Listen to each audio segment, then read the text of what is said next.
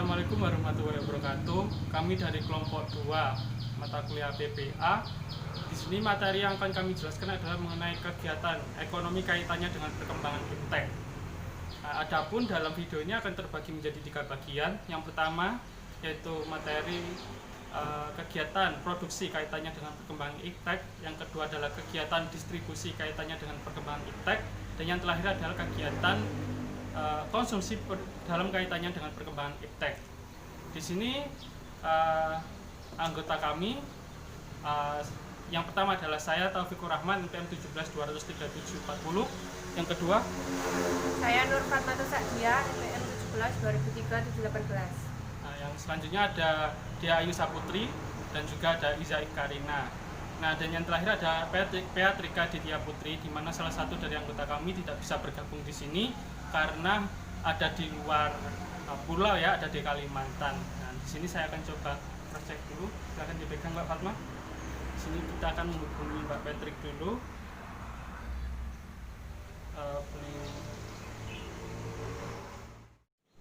Ini adalah Mbak Patrick.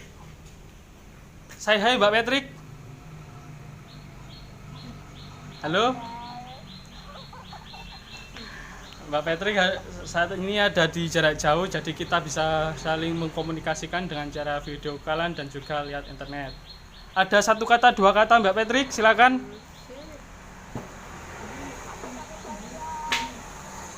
Oke, terima kasih Mbak Patrick, bye. Baik, selanjutnya kami akan langsung saja kita menjelaskan ke materi pertama, yaitu materi dari kami dan Fatma, yaitu kegiatan produksi dalam kaitannya dengan perkembangan iptek.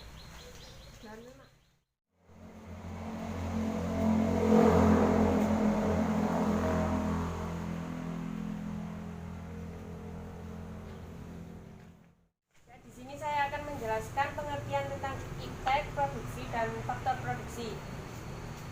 Ini iptek itu adalah hasil dari kebudayaan manusia yang memberikan kemudahan dalam melakukan aktivitasnya.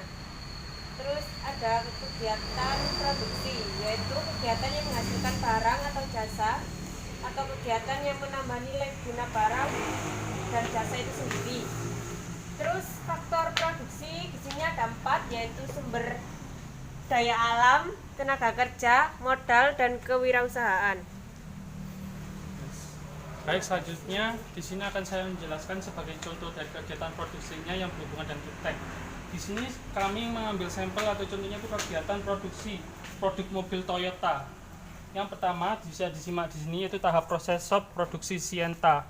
Yaitu ini adalah tahap awal produksi di mana lembar plat dengan tebal 0,6 mm hingga 1,2 mm berspesifikasi khusus dicetak dengan beban 1.600 ton. Tahap kedua adalah tahap welding shop produksi Sienta. Ini adalah tahap pengelasan atau penyatuan 3.600 ton titik pada panel bodi dengan teknologi roller helming. Lanjut ke tahap ketiga, bisa disimak di sini yaitu tahap engine plant atau Karawang 3. Di sini adalah sumber tenaga berkode 2NR atau FE dibuat dan di Sienta merupakan mobil pertama kali yang menggunakan mesin berkode itu. Selanjutnya di sini ke tahap keempat, bisa disimak di sini yaitu tahap assembly shop, yaitu semua shop yang memproduksi komponen Toyota Sienta. Akhirnya di sini. Dan yang terakhir setelah keempat proses tersebut diproses, kita masuk tahap terakhir di sini. Ini dia. Silakan disimak produksi jadi mobil Toyota.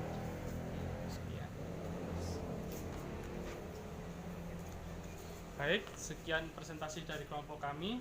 Selanjutnya akan dilanjutkan oleh untuk materi kegiatan distribusi dengan perkembangan iptek. Terima kasih. Assalamualaikum warahmatullahi wabarakatuh. Di sini saya dan teman saya sendiri Dia Ayu Saputri dan teman saya Iza Karina akan menjelaskan materi kami yaitu tentang kegiatan distribusi kaitannya dengan perkembangan iptek.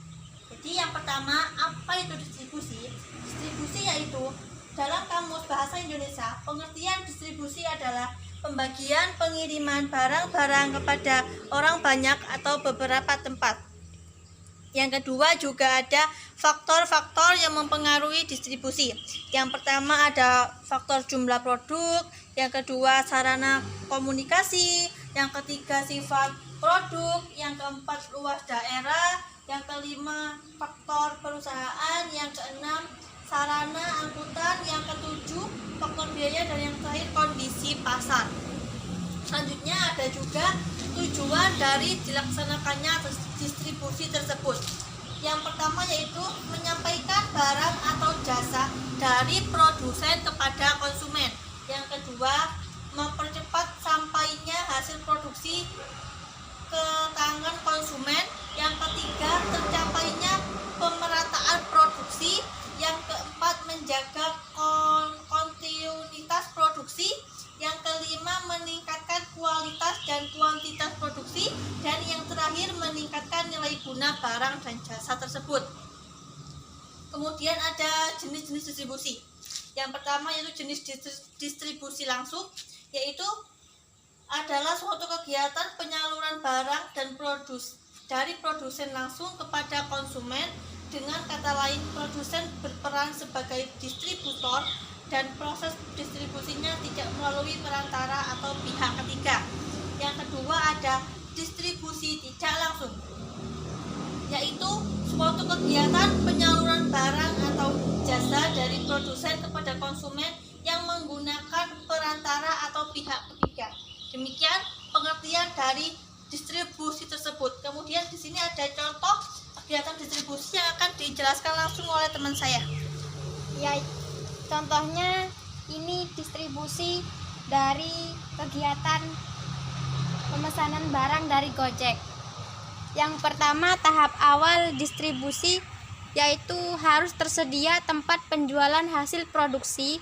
Contohnya seperti warung sebelah Epin ini ya. Warung ini sudah terdaftar di GoFood. Yang kedua, tahap pemesanan. Konsumen memesan produk melalui aplikasi online. Contohnya seperti GoFood, sehingga konsumen tinggal memesan di rumah saja. Tahap selanjutnya yaitu tahap pendistribusian produk. Hasil pemesanan akan diantar oleh kurir ke tempat konsumen.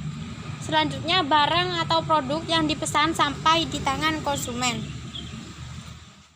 Demikian tadi adalah penjelasan singkat tentang distribusi dan contohnya tentang distribusi tersebut.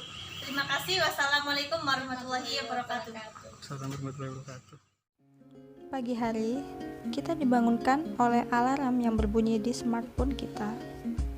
Bangun langsung cek HP untuk pesan ojek online pergi ke sekolah pada aplikasi-aplikasi yang ada di HP. Berbeda pada zaman sebelum ada HP dan internet, kita ke sekolah menaik delman.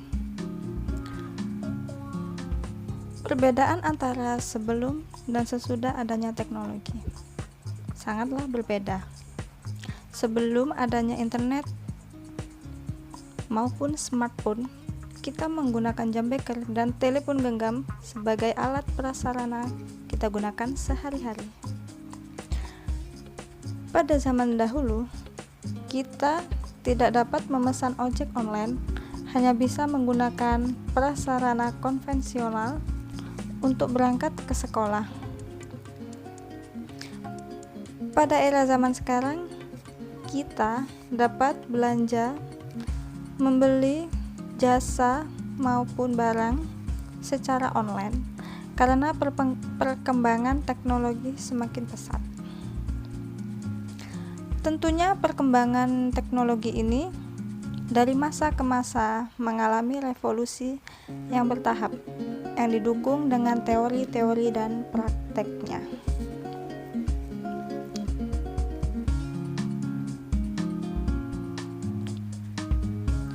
Semakin banyak percobaan-percobaan dari masa ke masa, maka teknologi akan semakin maju dan berkembang. Sebagai contoh, dulu kita ketika hendak membeli tiket untuk ke bioskop harus datang ke tempat. Sekarang kita bisa membeli melalui website bioskop tersebut atau aplikasi bioskop online. Transfer uang bisa langsung menggunakan smartphone yang kita miliki dengan aksesnya tanpa bertatap muka ataupun ke bank. Bahkan, setiap orang memiliki lebih dari satu smartphone untuk mempermudah pekerjaannya. Lebih dari 10 kali di bumi yang menggunakan teknologi sebagai acuan untuk kemajuan pola hidup sehari-hari. Dilihat dari semakin banyaknya aplikasi yang dikembangkan untuk mempermudah pekerjaan kita sehari-hari, maka kita harus menggunakannya secara bijak dan tidak berlebihan.